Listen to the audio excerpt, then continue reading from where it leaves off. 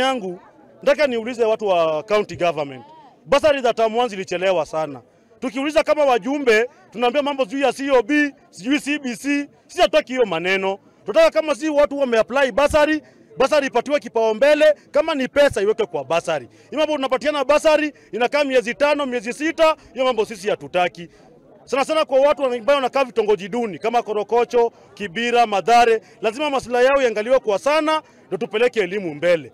Na kwa mambo ya basari, mimi nataka niambie national government, lazima mtoe pesa kwa CDF, pesa ya wabunge ya kusaidia wananchi ambao wanaenda shule. Hii mambo ya serikali ya leo, pesa iko mnatuambia pesa hakuna, pesa mnakula mnapora mpaka pesa ya wananchi. Tunataka tuambie national government na William Ruto, mtoe pesa ya wananchi ya CDF, tusaidiane na wabunge tupeleke watoto shule.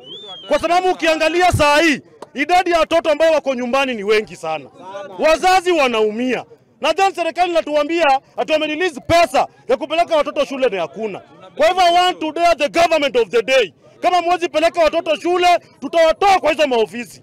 Kwa hivyo mimi kama MCA wa Korokocho, nataka niambie watu wajapata basari, kuna ya kuapply na kuna wengine check zao ziko kwa ofisi yangu, go and pick them na upeleke shule. Ukiacha vijana wakuwe idle inakuwa na maneno mingi, and then the government wanadanganya watu ati unapatiana ajira gani? Kwa hiyo mimi napeleka vijana waende walanu, kuwa na skills yako. Si lazima pia government kuandike kazi. Ukiwa na skills yako unaweza jiandika kazi. Kama driving, ukienda ufuzu, unaweza patiwa Uber ufanye. Kushuka unaweza enda saloon na ushuke. Ni kupika unaweza enda mahali na upike, hiyo ni skills yako. Kwa hiyo mimi naaje wale nimewapeleka, muende shule na muende msome. Nimepeleka courses wasichana 20, driving 20, driving nyingine 20, wote ni 60. Na pia kwa basari ya saa hii tunaenda consider wale ambao wajapata driving, na pia wale watu wa pikipiki ambao wanaendesha pikipiki bila DL waende kwa ofisi yangu, waende apply tuwapatie hizo ma DL.